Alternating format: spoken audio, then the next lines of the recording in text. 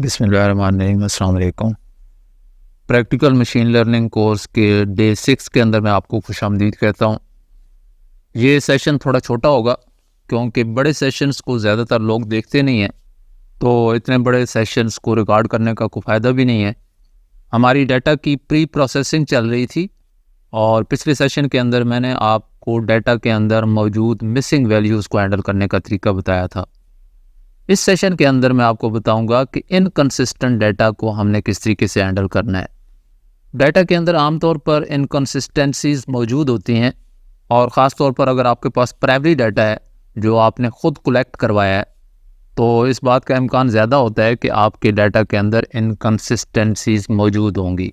तो ऐसे inconsistent data को हैंडल करने से पहले हमें ये पता होना ज़रूरी है कि इनकंसिस्टेंट डाटा होता क्या है, इनकंसिस्टेंट का मतलब क्या है। इनकंसिस्टेंट का मतलब है बेतरतीब डाटा। इसको आप ख़राब डाटा भी कह सकते हैं। इसकी बहुत सारी शक्लें हैं और इसकी बहुत सारी वजूहात हैं। इनकंसिस्टेंट डाटा की जो पहली टाइप है या जो पहली शक्ल है वो ये है कि हमारे डाटा के फॉर्मेट्स इनकंसिस्टेंट होते हैं। मिसाल के तौर पर हम लोगों का डाटा इकट्ठा कर रहे हैं और उस डाटे के अंदर हम लोगों की डेट ऑफ बर्थ लेते हैं या उनकी रजिस्ट्रेशन डेट लेते हैं। तो अब डेट को भी लिखने के मुख्तलिफ फॉर्मेट्स हैं। चूँकि डाटा कलेक्ट करने वाले मुख्तलिफ लोग होंगे तो डेट तो वो ठीक लिखेंगे उस बंदे से पूछ कर जिसका वो डाटा इकट्ठा कर रहे हैं, लेकिन डाटा इकट्ठा करने वाला हर शख्स डेट को अपनी मर्ज़ी के फॉर्मेट के अंदर लिख देगा। मिसाल के तौर पर डेट के जो मशहूर फॉर्मेट है उसमें सबसे पहले हम 2 डिजिट डे के लिए इस्तेमाल करते हैं, फिर 2 डिजिट मंथ के लिए इस्तेमाल करते हैं और फिर 4 डिजिट ईयर के लिए इस्तेमाल करते हैं। ये उल्टा भी होता है, यानी पहले 4 डिजिट हम ईयर के लिए इस्तेमाल करते हैं, फिर 2 डिजिट हम मंथ के लिए इस्तेमाल करते हैं और फिर 2 डिजिट हम डे के लिए इस्तेमाल करते हैं। इनको सेपरेट करने के लिए इनके दरमियान डैश इस्तेमाल होती है। या हम सिर्फ 2 डिजिट डे, मंथ और ईयर के लिए इस्तेमाल करते हैं और उनको सेपरेट करने के लिए उनके दरमियान फॉरवर्ड स्लैश इस्तेमाल करते हैं। या डेट को इस तरह भी लिखा जाता है 2 अप्रैल 2022 या 8 जुलाई 2024। तो अगर डाटा हमारे पास ऐसी शक्ल में आएगा जिसके अंदर डेट इस तरह मुख्तलिफ फॉर्मेट्स के अंदर मौजूद होगी तो उस डाटा को हम इनकंसिस्टेंट डाटा कहेंगे और उस डाटा को हम मशीन लर्निंग के अंदर इस्तेमाल नहीं कर सकते क्योंकि फॉर्मेट ही मुख्तलिफ हैं, हम उनको तरतीब ही नहीं दे सकते। तो इस तरह के इनकंसिस्टेंट डेट फॉर्मेट को हमने किसी एक फॉर्मेट के अंदर तब्दील करना होता है। डेट का फॉर्मेट हम कोई भी रख सकते हैं जो हमारी मर्ज़ी है, लेकिन तमाम डेट्स का फॉर्मेट एक ही होना चाहिए, वरना हम इससे फ़ायदा नहीं उठा सकते। इनकंसिस्टेंट डाटा की दूसरी किस्म के अंदर इनकंसिस्टेंट नेमिंग कन्वेंशंस का इस्तेमाल किया जाता है। मिसाल के तौर पर हम जो डाटा इकट्ठा कर रहे हैं वो लोगों का डाटा है या कस्टमर्स का डाटा है और उस डाटा के अंदर कस्टमर का कंट्री भी लिखना है। तो आपको पता है कि मुख्तलिफ ऐसे ममालिक हैं जिनके एक से ज़्यादा नाम हैं। मिसाल के तौर पर इंडिया को हिंदुस्तान भी कहा जाता है या भारत भी कहा जाता है। इसी तरह यूके को ब्रिटेन या इंग्लैंड भी कहा जाता है। इसी तरह यूनाइटेड स्टेट्स को यूएसए भी कहा जाता है और अमेरिका भी कहा जाता है। तो डाटा कलेक्ट करने वालों ने अगर इस तरीके से गलत नेमिंग कन्वेंशंस का इस्तेमाल किया होगा तो उनको भी हमने ठीक करना होता है। हमारी मर्ज़ी है कि हम इंडिया इस्तेमाल करें या भारत इस्तेमाल करें या हिंदुस्तान इस्तेमाल करें, लेकिन वो एक ही होना चाहिए, वरना मशीन लर्निंग मॉडल इसको इस्तेमाल नहीं कर सकता। या हम वैसे ही देखना चाहें कि हमारे डाटा के अंदर इंडिया के कितने कस्टमर्स हैं, तो जब हम डाटा के अंदर से इंडिया के कस्टमर सेलेक्ट करके उनको काउंट करेंगे अपने कोड के ज़रिए तो हमें इंडिया के कस्टमर्स की तादाद तो मिल जाएगी, लेकिन उनमें वो कस्टमर्स शामिल नहीं होंगे जिनका मुल्क भारत या हिंदुस्तान लिखा हुआ होगा। तो इसका मतलब ये है कि हमें मालूमात दुरुस्त नहीं मिल रही, क्योंकि जितने भी कस्टमर्स हैं चाहे उनके कंट्री नेम के अंदर इंडिया लिखा हुआ है या भारत लिखा हुआ है या हिंदुस्तान लिखा हुआ है, लेकिन हकीकत में तो वो एक ही कंट्री से ताल्लुक़ रखते हैं। तो इस इनकंसिस्टेंट नेमिंग कन्वेंशन को भी दुरुस्त करना ज़रूरी है। ये चीज़ इंशाल्लाह मैं आपको अमली तौर पर भी इसी सेशन के अंदर करके दिखाऊंगा, तो आपको इस चीज़ की बेहतर समझ आ जाएगी। उसके बाद इनकंसिस्टेंट डाटा के अंदर डाटा एंट्री मिस्टेक्स भी आ जाती हैं। इनको आप टाइपोग्राफिकल एरर्स कह सकते हैं। इनके कुछ सैंपल्स आपको स्क्रीन पर नज़र आ रहे हैं गलत स्पेलिंग को देखकर हमें समझ आ जाती है कि डाटा एंट्री करने वाला असल में क्या लिखना चाह रहा था, लेकिन चूंकि ये स्पेलिंग गलत है तो हम इस डाटा को भी इस्तेमाल नहीं कर सकते। इसको भी दुरुस्त करना ज़रूरी है। ये गलतियाँ डाटा एंट्री ऑपरेटर्स की होती हैं और वो टाइपिंग करते हुए मुख्तलिफ़ किस्म की गलतियाँ कर देते हैं। मिसाल के तौर पर वर्ड्स का आर्डर गलत कर देते हैं, टाइपिंग के दौरान कोई गलत लेटर लिख देते हैं या कोई लेटर उनसे रह जाता है, डबल लेटर्स लिखते हुए भी मिसिंग हो जाती है। और कुछ ऐसे अल्फाज भी होते हैं जो देखने में एक जैसे होते हैं, जिस तरह छोटा आई और एल है, तो ये देखने में बिल्कुल एक जैसे लगते हैं, तो इनको टाइप करते हुए भी गलती हो जाती है। जो लोग क्रिप्टो करेंसी को इस्तेमाल करते हैं तो उन्हें पता होगा कि वैलेट को सिक्योर करने के लिए एक प्राइवेट की इस्तेमाल की जाती है, जिसको सिक्योर रखना बहुत ज़रूरी है, क्योंकि उसी प्राइवेट की मदद से हम अपने फंड्स को रिट्रीव कर सकते हैं। तो आपने उस प्राइवेट की के अंदर कभी भी छोटा आई या एल नहीं लिखा होगा, ना ही उसके अंदर ज़ीरो होता है, ना ही उसके अंदर ओ होता है। और इसकी वजह भी ये है कि लोगों ने प्राइवेट की को कहीं लिख कर रखना होता है, तो ये अल्फाज चूँकि लिखने में एक जैसे होते हैं तो उनसे गलती हो सकती है। तो बिटकॉइन के कोड के अंदर ये चीज़ शामिल कर दी गई थी कि अब प्राइवेट की के अंदर ये अल्फाज शामिल ही नहीं है। तो जो भी हमारा डाटा है उसके अंदर इस तरह की छोटी छोटी गलतियां हो सकती हैं जिनको हमने ठीक करना है। इसके अलावा कंट्रोडिक्टरी डाटा भी होता है। कंट्रोडिक्टरी डाटा से क्या मुराद है? इसको आप यूँ कह सकते हैं, ऐसा डाटा जो कंट्रोडिक्ट कर रहा हो। कंट्रोडिक्टरी डाटा की मैं आपको एक मिसाल देता हूँ। मिसाल के तौर पर आपके पास कस्टमर्स का डाटा है। उस डाटा के मुताबिक कस्टमर शादीशुदा है और उसके 3 बच्चे हैं, लेकिन इसी डाटा के मुताबिक कस्टमर की उम्र सिर्फ 10 साल है, या कस्टमर की एज 30 साल है और उसके बेटे की एज 40 साल है। तो ये कंट्रोडिक्टरी डाटा होगा, जिसको देख के हमें पता चल जाता है कि इसके अंदर गलती मौजूद है। कोई भी डाटा जिस पर आप काम कर रहे हैं, जब आप उसको अच्छी तरीके से समझ जाते हैं कि ये डाटा असल में क्या है, तो उस सूरत में कंट्रोडिक्टरी डाटा को समझना आपके लिए आसान हो जाता है। मिसाल के तौर पर आपके पास मुख्तलिफ मशीनों का डाटा आएगा, जिसमें उनका टम्परेचर होता है जो एक नॉर्मल रेंज के अंदर होता है या बहुत ज़्यादा हो जाता है।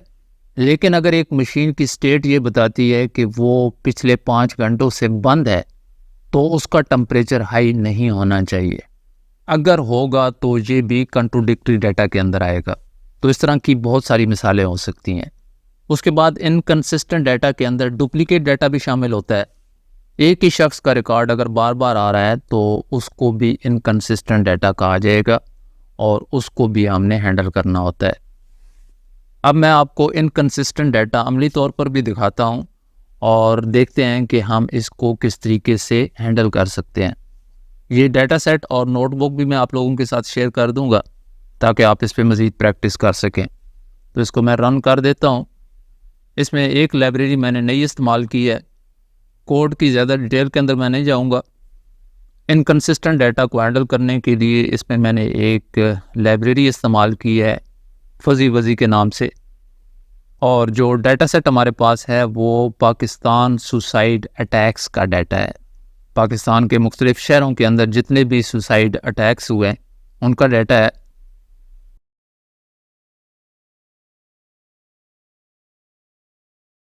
इसकी 492 रोज़ हैं और 26 कॉलम्स हैं। सबसे पहले हम यूनिक सिटीज़ देख लेते हैं, कौन कौन से सिटीज़ हैं जिनके अंदर सुसाइड अटैक्स हुए हैं। इन शहरों के नामों को अगर आप गौर से देखें तो यहाँ पर भी आपको मुख्तलिफ गलतियाँ नज़र आ रही हैं। ये चारसदा 2 दफ़ा लिखा हुआ है, हालांकि मैंने सिर्फ यूनिक सिटीज़ सेलेक्ट किए हैं, लेकिन चारसदा 2 दफ़ा इसलिए लिखा हुआ आ रहा है क्योंकि एक चारसदा के आखिर में एक वाइट स्पेस मौजूद है। तो ये एक गलती है। शहरों के नाम इनकंसिस्टेंट हैं जिनको हमने ठीक करना है। खैबर एजेंसी के अंदर भी यही सूरत हाल है,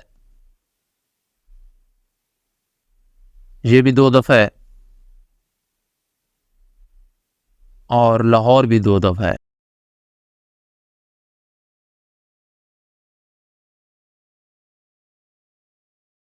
कुछ शहरों के मैंने यहाँ पर नाम लिख दिए हैं। चूँकि ये नोटबुक आप लोगों के पास आ जाएगी तो आप मज़ीद इस पर प्रैक्टिस भी कर सकते हैं। छोटे और बड़े लेटर्स के अंदर लिखे हुए शहरों के नामों को भी चूँकि मुख्तलिफ समझा जाता है, इस वजह से मैंने यहाँ पर तमाम शहरों के नामों को लोअर केस के अंदर तब्दील कर दिया है और इसके अलावा मैंने वाइट स्पेसेस को भी रिमूव कर दिया है। इस सेल को भी मैं रन कर देता हूँ। उसके बाद दोबारा हम एक दफ़ा शहरों को व्यू करके देखते हैं। अब ये स्मॉल लेटर्स के अंदर आ गए हैं और काफ़ी बेहतर नज़र आ रहे हैं।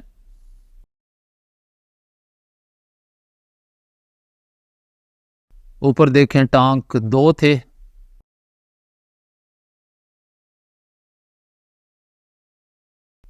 और यहाँ पर अब एक ही टांक है जो लोअर केस के अंदर है। तो अभी तक हमने शहरों के नामों को लोअर केस के अंदर तब्दील कर दिया है और वाइट स्पेसेस को रिमूव कर दिया है। लेकिन यहाँ पर DI खान अभी भी 2 दफ़ा मौजूद है और इसकी वजह यह है कि DI खान के दरमियान में एक स्पेस फालतू है। आखिर वाली स्पेसेस तो ख़त्म हो चुकी हैं, लेकिन जो शहरों के नामों के अंदर स्पेसेस हैं वो अभी भी मौजूद हैं। इसी वजह से DI खान हमें 2 दफ़ा नज़र आ रहा है। इस तरह के एरर्स को हल करने के लिए हम फजी वजी पैकेज का इस्तेमाल करते हैं। इस लाइब्रेरी को इस्तेमाल करके हम DI खान से मिलते जुलते तमाम शहरों के नाम देखते हैं।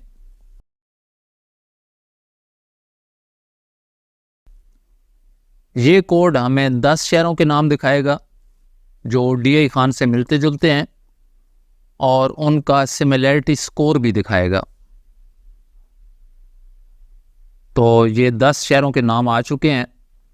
इसमें आप देखें कि DI खान जो 2 दफ़ा लिखा हुआ है, इन दोनों के दरमियान सिमिलैरिटी स्कोर 100 है। लेकिन इससे नीचे DG खान है, उसके साथ इसका सिमिलैरिटी स्कोर 88% है। क्योंकि सिर्फ एक लेटर का फ़र्क है, आई की जगह पर G आ गया है। लेकिन जो बाकी शहर हैं उनका सिमिलैरिटी स्कोर बहुत कम है। खानेवाल 50 है, सिद्धनोती 47 है, हंगू 46 है और कुहाड़ का भी 46 है। तो बाकी शहर तो दूर हैं, लेकिन जो पहले 3 शहर आ रहे हैं, इस लाइब्रेरी के मुताबिक ये तीनों शहर एक दूसरे से मिलते जुलते हैं, यानी इनके नाम एक दूसरे से मिलते जुलते हैं। पहले के अंदर चूंकि सिर्फ एक स्पेस का फ़र्क है तो उसका सिमिलैरिटी स्कोर उसने 100% बताया है। लेकिन DG खान के एक लेटर का फ़र्क है तो इसका सिमिलैरिटी स्कोर उसने 88% बताया है। लेकिन हम चूंकि अपने डाटा को जानते हैं, ये पाकिस्तान का डाटा है, पाकिस्तान के शहर हैं, तो हमें पता है कि DG खान गलती से नहीं लिखा गया, बल्कि ये एक मुख्तलिफ शहर है। तो इससे आपको समझ आनी चाहिए कि डाटा को जानना कितना ज़रूरी है। अगर हम इस डाटा को नहीं जानते होंगे और सिर्फ इसी लाइब्रेरी पर यकीन कर लेंगे, इसी लाइब्रेरी की सजेशंस को एक्सेप्ट कर लेते हैं, तो DG खान भी हमारा DI खान के अंदर शामिल हो जाएगा, यानी हमारा डाटा ख़राब हो जाएगा। तो ये समझना बहुत ज़रूरी है। हमने DG खान को अलग रखना है और DI खान को अलग रखना है। अब यहाँ पे इसको रिप्लेस करने के लिए मैंने एक फ़ंक्शन लिख दिया है जिसको आप बार बार इस्तेमाल कर सकते हैं। इस फंक्शन के अंदर मैंने मिनिमम रेशो 90% कर दी है, क्योंकि DG खान का सिमिलैरिटी स्कोर 88% है, इसलिए यहाँ इस फंक्शन के अंदर मैंने मिनिमम रेशो 90% कर दी है, क्योंकि मैं नहीं चाहता कि DG खान को भी DI खान के अंदर शामिल कर दिया जाए। अगर यहाँ पर वैल्यू मैं 88 से कम कर दूंगा तो DG खान की जगह पर भी DI खान आ जाएगा। इस फंक्शन को आप बार बार इस्तेमाल कर सकते हैं और इस फंक्शन को इस्तेमाल करने के लिए यहाँ पर मैंने शहर का वो नाम लिखना है जो मैं रखना चाहता हूँ, यानी DI खान, और मैंने इसको रन कर दिया है। All done. अगर हम दोबारा शहरों को देखें तो अब हमारे पास DI खान सिर्फ एक रह गया है और हमारे पास DG खान भी मौजूद है। तो इस तरीके से आपने अपने डाटा को बार बार देखना है। अभी भी हमारे पास यहाँ पर कुर्रम एजेंसी 2 दफ़ा मौजूद है, क्योंकि इसमें स्पेस का फ़र्क नहीं है बल्कि इनकी स्पेलिंग के अंदर फ़र्क है।